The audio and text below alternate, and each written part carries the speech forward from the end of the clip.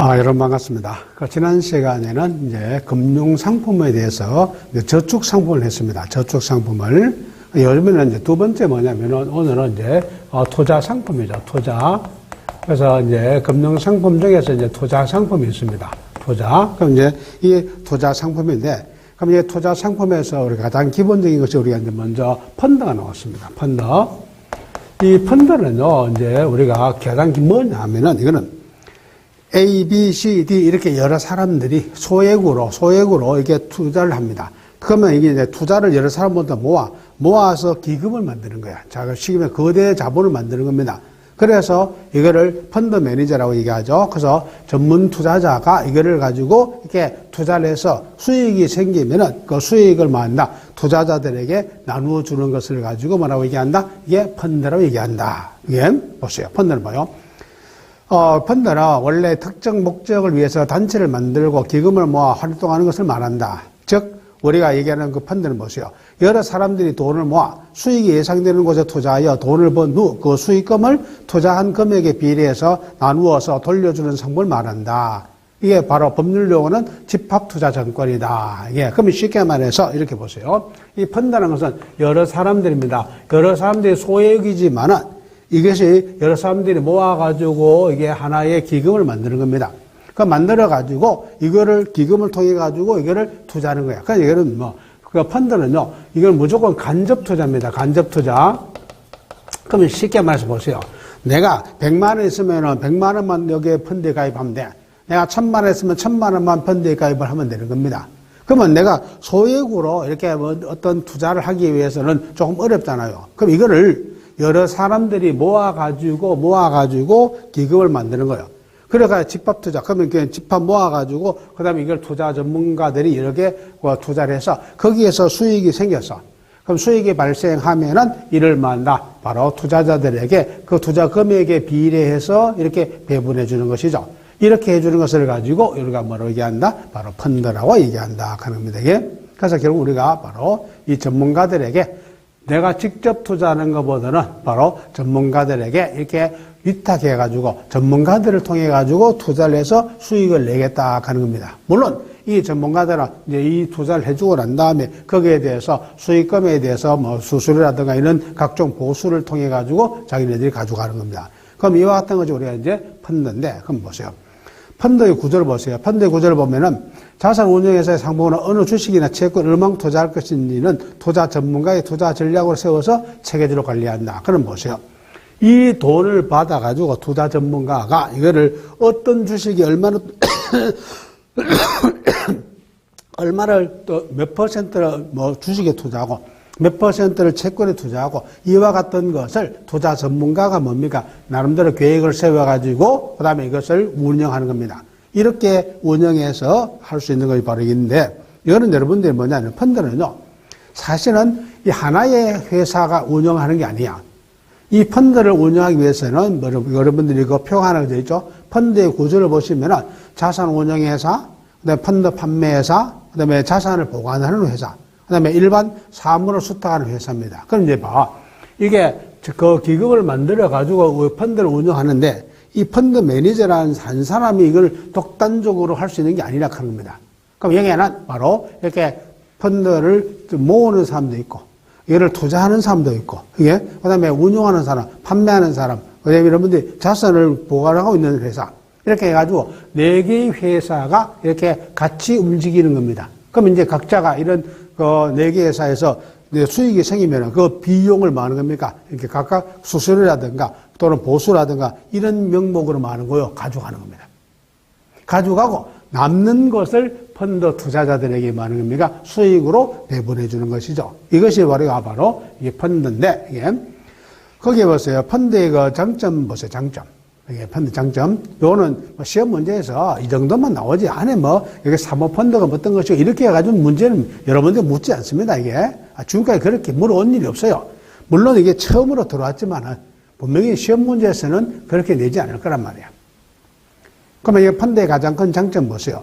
소액으로 분산 투자가 가능하다 돼 있죠. 그러니까 보세요. 이 펀드는 일단 소액입니다. 소액으로서 여러 사람들이 와서 했고, 그다음에 이들이 뭐냐면은 그 간접 투자가 이들이 뭐 채권에 투자하고 주식도 투자하고 이렇게 여러 번 분산하기 때문입니다. 그래서 이제 소액으로 분산 투자가 가능하다 하는 거. 이게 하나의 장점이죠. 두 번째 보세요. 두 번째 보면은 바로 펀드는 투자 전문가에 의해서 투자되고 관리 운영된다 하는 거. 그러니까 보세요. 사실 뭐 내가 개인적으로 투자를 잘 모르는 사람이라 하더라도 펀드에다가 가입을 100만 원 가입했다. 그럼 100만 원을 전문가가 관리해 준다 하는 겁니다. 그래서 바로 이게 투자 전문가들에 의해서 움직여진다 하는 겁니다. 이게 또 하나 펀드 갖고 있는 장점이겠죠. 그 다음에 이제 세 번째 보세요. 규모의 경제로 인해서 비용을 말할 수 있다, 절감할 수가 있다 하는 겁니다. 사실은 내가 뭐 100만 원 투자 자금을 가지고 어디 뭐 정보를 얻는다 하면 얘는 사실상 정보 얻는 돈이 더 많이 들 수도 있어요. 그러나 바로 이런 그 많은 사람들이 모아가지고 거대한 기금을 만든 거야. 이 규모의 경제라 하는 것은요, 어느 정도 규모가 되어야만이 비용을 절약할 수 있습니다. 예. 그러면 뭐 투자를 하는 경우에 이걸 큰 묶음으로 하기 때문입니다. 그걸 보세요. 대규모 투자로 운영되는 펀드는 규모의 경제로 인해서 거래 비용이라든가 정보 취득 비용을 말할 수가 있고 절감할 수가 있고 명시형 비용 외에도 각 개인이 각자 자금을 투자하고 관리하는 데 소요되는 시간과 비용을 말다 줄여준다 하는, 기회비용을 줄여준다 하는 겁니다. 그래서 바로 이렇게 그 펀드를 가지고 운영함으로써 좋은 점이 바로 이렇게 소액으로 분산 투자 가능하다 하는 거. 전문가에 의해서 바로 투자된다 하는 거, 이게. 그 다음에 여러 가지 거래 비용이라든가 이런 것을 말할 수 있다, 절감할 수가 있다 하는 겁니다. 이런 장점을 가지고 있는데, 여기서 여러분들 이제 보세요. 그 펀드의 유형해가지고 기본적 유형에서 표해보면 뭐 환매 여부에 따라서 개방형 펀드다, 폐쇄형 펀드다. 뭐 추가 불인 여부에 따라서 단위형 펀드, 추가형 펀드. 그다음에 뭐 자금 모집 방법에 따라서 공모형, 사모형 뭐 이렇게 되어 있죠. 뭐 이렇게 해야지 아마 세부적으로 이런 문제는 묻지 않을 겁니다. 예. 그다음 또 하나 그 투자 대상에 제가 이제 출제하지 말하는 것도 아닙니다. 예. 그래서 여러분들의 시험 문제에서 그렇게 어려울 것까지 나오지는 않을 거라 하는 겁니다. 기본적으로 펀드는 뭐다? 간접 투자라 하는 거. 그 다음에 펀드를 하면서 이런 좋은 점이 있다 하는 거, 이 정도입니다. 그 다음에 이제 펀드 대상에 따라서 보세요. 여러분, 주식이나 채권에 투자하는 정권 펀드, 부동산에 투자하는 뭐 부동산 펀드, 그 다음에 금이라든가 구리 같은 이런 실물에 하는 실물 펀드, 그 다음에 다른 펀드에 투자하는 뭐 재간접 펀드, 선박이나 도로 등 특수 자원에 투자하는 특별 자산 펀드, 이런 여러 가지. 그래서 결국 우리가 뭐냐면은 이 펀드의 종류, 그 기금을 모아가지고 어디에 투자하느냐에 따라서 내용이 다르다 합니다. 그리고 주식이나 채권에 투자할 수도 있고, 그 다음에 여러분들이 뭐 이렇게 실물이나 뭐 금이나 이런 뭐 원유라든가 이런 곳에서도 뭐 할 수가 있고 투자할 수도 있고 이렇게 투자 방식 대상은 여러 개 있다 합니다. 그래서 여러분 넘어가 보면 또 투자 대상에 따라서 여러분들이 뭐 주식형, 그 다음에 채권형, 혼합형 되어 있죠? 뭐 주식형, 주식의 60% 이상, 채권형은 채권의 60% 이상. 해가지고 여러분들이 뭐 종류가 많이 나와 있습니다. 예? 그 다음에 여러분들이 종류형 편득해가지고 여러분들이 뭐 A 클래스, B 클래스 쭉 나와 있습니다. 그 다음에 여러분들이 보면은 뭐 상장 지수 펀드니, 이게, 또는 여러분 넘어가 보면은 주가 지수 연계 펀드니, 이게, 부동산 투자 신탁이니, 뭐 재간접 펀드니, 이런 여러 가지가 나와 있습니다. 그래서 제가 생각할 때는 뭐 펀드 문제에서 이런 우리가 투자 펀드에 하나하나 어떤 개별적인 그 내용을 가지고는 묻진 않을 것이다. 또 여러분들이 합격하더라도 직접 펀드에 투자하는 사람이 아니잖아요, 이게. 그러니까 참고해서 업무를 보는 사람이고, 그 다음에 여러분들이 바로 우정사업에서도 자금을 가지고 이렇게 운영하는 몇몇 사람만 해당되는 내용입니다. 이거는 이제 결국 나중에 여러분들이 합격하고 난 다음에 이게 학습을 위해서, 그럼 연수교육을 위해서 나와 있는 것을 미리 아마 여러분들에게 좀 공부를 하고 오면은 연수하기 안 편하겠느냐, 그런 개념으로 이걸 아마 하고 있는 것 같아요. 그럼 여기서 이제 펀드 투자 시 유의사항이 나와 있습니다. 예. 그래서 여기서 보면은 아까 이제 장점을 여러분들 배우세요. 장점하고 그다음에 여기서 이제 유의사항이 나와 있습니다. 유의사항 보세요. 첫째 방. 펀드는 예금자 보호 대상이 아니며 투자 성과에 따라 손실이 발생할 수도 있고 심지어 전액 원금 손실까지 이룰 수 있다 합니다. 그럼 여기서 이제 여러분들이 우리가 항상 뭐냐면은 투자라 하는 것은 뭐가 발생할 수 있다?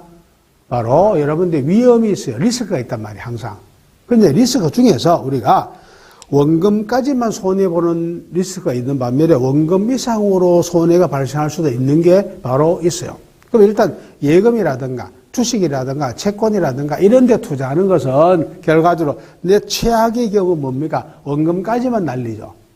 요 뒤에 가면 여러분들이 선물이라든가 옵션이 있어요. 이런 것은요, 원금 이상으로 손실이 발생할 수도 있습니다.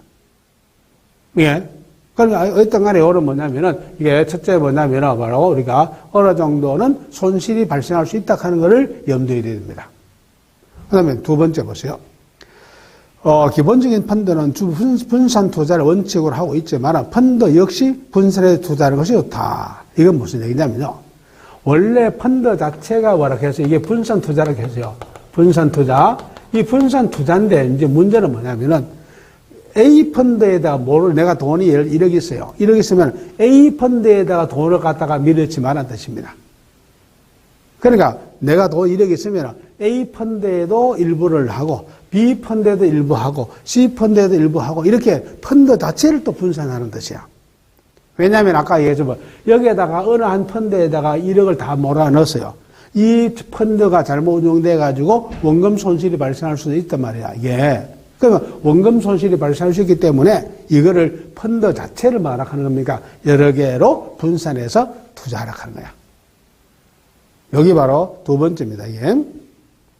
그 다음에 여러분들이 이제 넘어가면 세 번째 보세요. 펀드에 따라서 수수료 및 보수 체계가 다르고 환매 조건이 다르기 때문에 펀드에 가입하기 전에 선지 또는 후치 수수료라든가 판매 보수 수수료라든가 이런 등등을 뭡니까? 충분히 따져보라 하는 겁니다. 왜냐하면 이게 펀드는 아까 뭐죠? 어느 특정한 사람이 아니고 이게 4개 회사가 같이 묶여가지고 돌아간다 했어요. 그러다 보니까 거기에 따라서 각종 비용이 발생하는 겁니다. 또 내가 중도에 환매를 했을 때 환매 수수료율이 다 펀드마다 다르다 한 겁니다. 예? 그래서 이와 같은 조건을 충분히 말하는 겁니까? 잘 판단하고 비교해서 고려해서 펀드 가입을 결정하라는 뜻입니다. 예? 그 다음에 넷째 보세요. 과거의 수익률을 참고하는 건 하되 그 과실은 뭐다? 건물이다. 그럼 예를 들어서 보세요. 어떤 A라는 펀드가 과거에 수익을 많이 내서 수익을 많이 내다 보니까 배당도 많이 받아왔다 한 거야. 그러다 보니까 요번에도 거기에가 물론 여러분들이 실적도 물론 중요하지만은 이게 이제 항상 그런 실적이 나온다는 보장이 없다는 뜻입니다. 이런 것을 충분히 감안해가지고 펀드를 가입을 하라는 뜻입니다. 이게. 그 다음에 이제 마지막으로 보세요. 고수익, 고위험이다. 예. 그런 결과적으로 뭐냐면요. 항상 그렇잖아요. 이게 이제 우리가 투자 상품이란 말이에요. 투자 상품. 그럼 투자란 말은 항상 뭐가 있다고 했어요? 리스크가 있다고 했죠. 그 리스크가 있기 때문에 고수익을 목표로 하면은 당연히 고위험이 따라온다 하는 것은 항상 여러분들이 염두에 둬야 되죠. 예. 그래서 그 정도를 충분히 판단하고, 그 다음에 여러분들이, 펀드에 가입을 하라 하는 겁니다. 여기에 우리가 이제 바로 펀드 상품에서 나온 것이죠. 펀드. 그 다음에 여러분들이 뭐냐면은 장내 보세요. 두 번째 이제 장내에 뭐냐면은 장내 파생 상품이 있어요. 이게. 그럼 여기서 이제 여러분들이 이 파생 상품은요, 이게 사실 여러분에게 여기까지 사실 이런 내용을 가지고 왜 좀 하는지 잘 몰라도 잘 이해가 안 되는데, 기본적으로. 여기에 파생 상품은요, 이제 아까 보세요. 여기에 일반적인 금융 상품은 최악의 경우 원금까지만 한다고 했어요. 손실이 나온다고 했어요. 원금까지만. 그런데 요 파생 상품은 원금 이상으로 손실이 발생할 수 있는 것이 바로 이 파생 상품입니다. 이게. 그럼 여기서 일단 여러분들이 우리가 이제 파생 상품에서 가장 기본이 뭐냐? 바로 선물입니다. 이게. 여기서 여러분들이 이제 선물이라 하는 게 선물. 그럼 여기서 먼저 우리가 선물하고 먼저 같이 좀 이해가 돼야 되는 거죠. 비교되는 거죠. 현물하고 그다음에 여러분들이 선도락항이 나옵니다. 그래서 여기에 먼저 비교가 되는 것이 뭐냐면은 우리가 가장 기본적으로 현물 거래입니다. 현물 거래. 현물 거래는요, 현재 여러분들이 거래하는 게 다 현물 거래입니다. 내가 편의점에 가서 돈 만 원 내고 물건을 사죠. 그 물건을 사면은 돈을 받아가고 바로 뭐 하는 겁니까? 내한테 물건이 교환되잖아요. 그러니까 돈이 왔다 갔다 하면서 물건까지 서로가 바로 교환됩니다. 그래서 현물이 직접적으로 바로 거래되는 것을 가지고 현물 거래라고 얘기합니다. 현물거래. 그 다음에 두 번째, 선물거래하고 선도거래는요, 이제 돈을 거래한 날짜하고 물건이 교환되는 날짜가 다른 거예요. 이게 어떻게 하냐면요. 만약에 요 선물 계약입니다. 요 계약은 만약에 계약은 2019년 만약에 3월 10일 날 했어요. 그럼 3월 10일 날 바로 선물 계약을 했습니다. 그럼 계약을 체결하고 그다음에 물건입니다. 그래서 현물이야. 그 그래서 물건의 인수 인도입니다. 인도일이야. 요 인도일은 만약에 2019년 만약에 10월 1일이다. 그럼 보세요. 우리가 현물거래 같으면 오늘 지금 다뤄온 바로 계약하면 바로 돈과 그 다음에 물건이 서로 막 교환되는 겁니다. 그런데 요 선물 계약은 요 계약 날짜는 바로 3월 10일. 물건을 인도하기로 약속된 것은 10월 1일이야. 그럼 이날 서로가 물건은 교환하게 되어 있습니다. 여기 바로 선물 계약이야. 선도 계약도 똑같습니다. 선도 계약도. 그럼 여러분들 생각해 보세요. 가장 쉽게 설명하면 농부가 예를 들어 배추 농사를 지었어요. 씨앗을 뿌려가지고 이제 배추가 자라고 있습니다. 그럼 이제 중간 도매상들이 와서 이제 선도 계약을 하러 옵니다. 선도 계약을 하러. 지금 이게 중간 도매상들은 뭐냐? 바로 전국에 있는 배추 식재 면적이라든가 현재 배추가 잘 자라고 있는지를 전국을 돌아다니면서 쫙 봅니다. 보고 난 다음에 야, 이거 원래 가을에 돼가지고 배추값이 오를 것이다. 배추값이 쌀 것이다. 이런 것을 이제 잘 판단하는 거야. 예. 그래서 농부는 농사 짓기 바쁘다 보니까 이웃집에 누가 배추를 얼마나 심었는지 이런 걸 잘 모릅니다. 예. 우선 내 배추밭에 배추만 열심히 키우는데 정신없는 겁니다. 그래서 이제 중간 상인들이 바로 이렇게 전국을 돌아다니며 배추 주산지에 다니면서 배추를 작황을 쫙 보는 거예요, 이게. 그래서, 원래 배추 값이 오를 것이라 예상돼. 그러면 여기서 보세요. 계약을 맺을 때 배추 한 포기에 한 2,000원씩 계산해서, 이제, 지금 현재 2,000원 정도 해가지고 하면은, 가을에 수확 계획하면은 배추가 한 포기 한 4,000원 정도 될 것이다. 예? 그러면 이제 계약을 체결할 때 2,000원인데, 요 물건을 인도할 때쯤 되면은 배추값이 이게 이제 예를 들어서 4,000원까지 이제 원래는 아마 배추 식재 면적이 생각보다는 적고 또 배추 자라는 작황을 보니까 별로 좋지 않다. 그래서 배추값이 폭등할 것이라고 예상들어. 그러면 이제 이제 중간 상인들이 가는 겁니다. 농부들한테 가서 수고하십니다. 가서 지금 원래 배추 농사 잘 짓고 있네요. 하면서, 전국에 다녀보니까 원래 배추가 엄청나게 많이 풍작이 있는데, 사장님 배추도 잘 자라고 있지만은, 다른 집들도 보니까 전국에 배추가 잘 자라고 있는데, 원래 가을에 배추 값이 어떻게 될지 잘 모르겠는데, 원래 좀 쌀 것 같은데요. 이렇게 협박하잖아요. 농부들은 그걸 잘 몰라. 예. 또 이웃집에 다른 지역에 배추 자라는 거 가본 일이 없어요. 그래서, 사장님, 이게 잘못하면은, 이 배추 나중에 가을에 되면은, 이게 오늘 막 똥값 될 것 같은데, 한 폭이 한 500원도 안 날 것 같은 그런 생각이 드는데, 혹시 제가 한 포기당 2,000원 계산 줄 테니까, 내하고 독점 계약을 하겠습니까? 물어요. 그럼 지금 계약하면은 배추값 주겠다 하는 거야. 농부 입장에서는 돈도 아쉬운데, 그것도 뭡니까? 한 포기에, 다른 데 다 풍작이라가지고, 배추값이 막 폭락할 것이라고 협박한 거야. 모르는데. 그럼 자기도 한 포기 2,000원 정도 받으면, 괜찮을 것 같다. 예? 그래, 알겠습니다. 그럼 2,000원에 계약을 해준 거야. 요날 이제 계약을 맺었어요.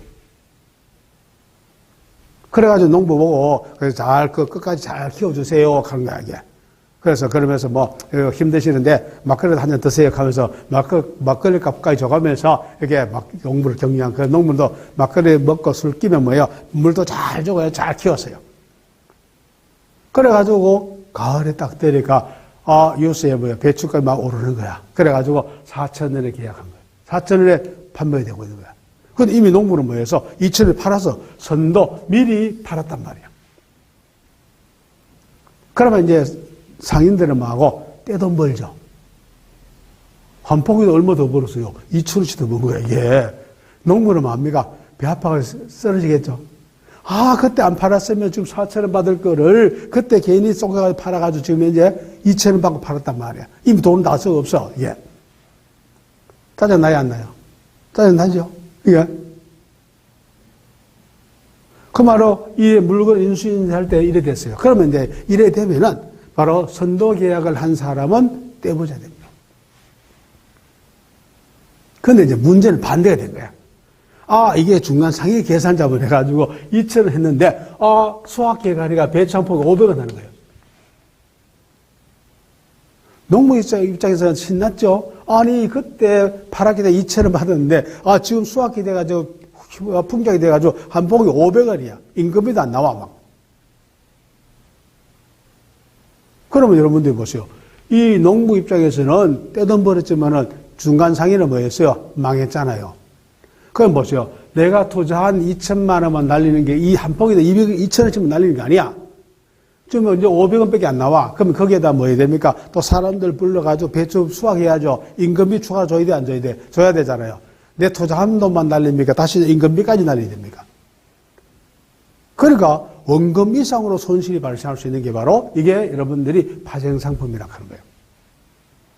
아까 여러분 투자 상품 같은 경우에는 뭐 차익으로 원금까지만 날아가면 된다 했죠. 근데 이거는 원금 이상으로 손실이 발생할 수 있는 겁니다. 이게 바로 이게 파생상품이란 말이야. 그럼 여기서 이제 선도거래하고 선물거래 이게 방식은 똑같아. 그런데 말해봅니다. 요 선물거래는요, 선물거래소가 있단 말이야. 선물거래소, 정권시장, 정권거래소에 선물거래소에서 표시화된 양식으로 이루어지는 겁니다. 표시화된 양식으로. 그러나 이 선도계약은 그 양식이 표시되지 않았다 그래요. 아까 이렇게 상인이 가가지고 농부하고 직접 그 자리에서 뭡니까? 그 배추밭에서 계약을 써면 된다 그런 거예요. 그럼 여기서 세 가지 구별입니다. 현물거래하고 선물거래는 거래는 계약 즉시에만 한다. 물건이 왔다 갔다 물건 인수인도 되는 것이 현물거래. 선도거래하고 선물거래는 바로 계약을 맺는 거하고 물건이 인수인도 되는 날짜가 다르다 하는 겁니다. 다른데 차이가 선도거래와 선물거래 차이는 얘는 표절화된 양식에 따라서 바로 거래소에서 이루어지는 것이고 그 다음에 이거는 표절된 양식도 없이 그냥 아무 데서나 이루어지는 것을 가지고 말한다. 이게 선도계약이다. 이렇게 얘기하는 겁니다. 이게 이제 우리가 선물계약이야. 그런데 이게 선물계약은요. 미래의 가격에 대해서 예측하기 어려운 이런 상품에 대해서 합니다. 미래의 가격이 예측되면 이런 선물 거래를 하지 않습니다. 예? 그러니까 결과적으로 보세요. 주로 국제사회에서 많이 이루어지는 게 뭐냐면 곡물 가격.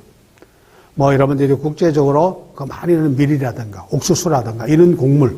또는 여러분들이 대표적으로 원유 이게 또 비철금속 이게 비철금속입니다. 이런 등등이 선물 거래로 이루어지는 겁니다. 그 선물 거래는요. 계약 당시하고 그다음 물건 인수인도 할 때 당시에 그 상품의 가치가 바뀌면 안 돼요. 예를 들어 원유가 즉 이때 원유나 이때 원유나 질의 차이가 나올 수 있으면 안 돼. 예. 그래서 이제 이와 같은 것이 주로 이제 선물 거래로서 많이 이루어진다. 이게 이제 우리가 기본적으로 선물 거래다 하는 겁니다. 그럼 이제 요 세 가지를 구별하겠죠. 그럼 여기서 이제 보시면 선물 거래의 기능 칸이 나왔습니다. 기능.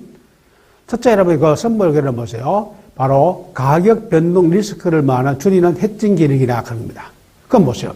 이 가격이 변동되었을 때, 이거는요, 돈 넣고 돈 먹기야. 한쪽에서 상대방에게 떠맡기는 거야. 이게, 그러면 한쪽에서는 엄청난 덕을 보지만 한쪽에서는 뭡니까? 빨가먹고 손해나는 거야. 아까도 얘기해보세요. 만약에 배추가 2,000원에 계약이 됐는데, 그 당시에 현물 가격, 물건 인수인도 할 당시에 배추 가격이 500원 되느냐, 4,000원 되느냐에 따라서 한쪽에서는 뭐하고 떼돈 벌고 그 위험을 한쪽으로 떠맡긴 겁니다. 이게 그래서 여러분들이 바로 이와 같은 가격 리스크를 상대방에게 떠맡긴 거야. 그럼 한쪽에서는 그 위험을 뭐 했어요? 해소했죠? 그럼 한쪽에서는 위험을 완전히 뭐 하는 겁니까? 떠안게 되는 겁니다. 그러면 가격이 오르면 덕 보는 사람, 가격이 내리면 뭐 하는 사람, 덕 보는 사람이 하는 구별되는 거야. 한쪽에서는 벼락보자, 한쪽에서는 바로 망한다 하는 겁니다. 이런 식으로 반대쪽에다가 위험을 전가시키는 이런 기능을 하는 것이 바로 이게 선물계약입니다. 두 번째 여러분들이 쭉 내려가면요. 뭐 112원의 원을 환수할 수 있다고 고민하는. 두 번째는 선물 거래는 현물 시장의 유동성 확대에도 기여한다 돼 있죠. 그 현물 시장 유동성 확대. 그건 보세요. 아까 봐요. 결국 뭐냐면은 선물 거래가 있기 때문에 사실 물건의 인수 인도와 관계없이 거래가 이루어졌지 않습니까? 그러니까 바로 이렇게 여러분들이 그 새로운 상품으로 새로운 시장을 만들어내는 겁니다. 그러니까 결국 뭐냐, 새로운 투자 상품을 만들어내는 게 이게 바로 중요한 겁니다. 그래서 국제사회에서 사실 요새는 선물 거래가 엄청나게 많다 하는 거야. 예. 그 다음 쭉 내려가서 세 번째 보세요. 마지막으로 선물 거래는 새로운 투자 수단을 제공한다. 보세요. 선물 거래는 비교적 적은 비용으로 큰 금액의 거래를 할 수 있어서 레버리지가 높은 새로운 투자 수단으로 제공된다 하는 겁니다. 예? 그래서 바로 새로운 투자 상품으로 하나 만들어진 것이 바로 선물이다 하는 것이죠. 그 다음에 이제 선물의 종류에는 여러분들이 뭐 이제 상품을 할 수도 있고, 여러분들 아까 뭐 농업, 임업, 축산업 이런 상품을 할 수도 있고, 그 다음에 여러분들이 뭡니까? 금융상품을 선물로 할 수도 있다 하는 겁니다. 예. 그래서 이제 선물의 대상은 금이나 비철금속이라든가 또 이런 뭐 뭡니까? 옥수수라든가 밀이라든가 이런 것도 가능하지만은 금융상품으로 가능하다 하는 것이죠. 이게 이제 선물입니다. 그 다음에 이제 다음에 가면은 옵션이라 되어 있죠. 그럼 여기서 이제 선물하고 옵션하고 다릅니다.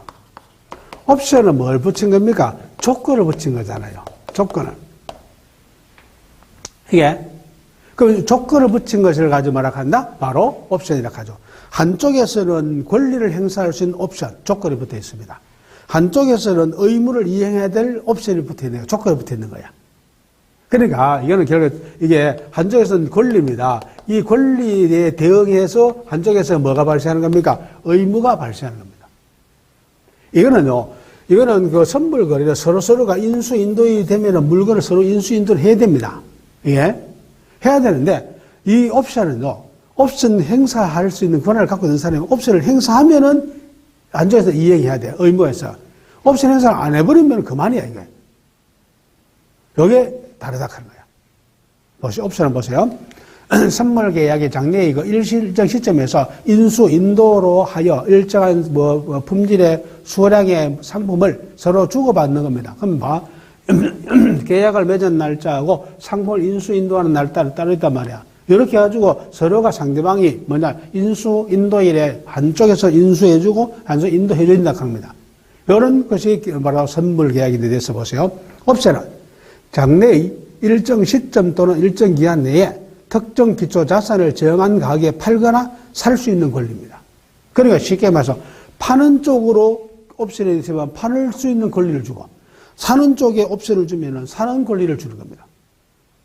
그러니까 한쪽에서는 사는 권리든 파는 권리든 뭐만 행사하는 겁니까? 이게 권리만 행사하고. 그러면 권리 행사하는 반대쪽에서는 뭐 됩니까? 그 권리 행사에 대해서 무조건 이행해야 될 뭐가 따라오는 거예요? 의무가 따라오는 거야. 예를 들어 옵션 이렇게 얘기합니다. 만약에 지금 여러분들의 시점에서 이렇게 하면 돼요. 여러분들이 주변에 2,000원에 여러분들이 있는데 만약에 여러분들이 시중의 가격이 배추값이 2,000원에서 봅시다.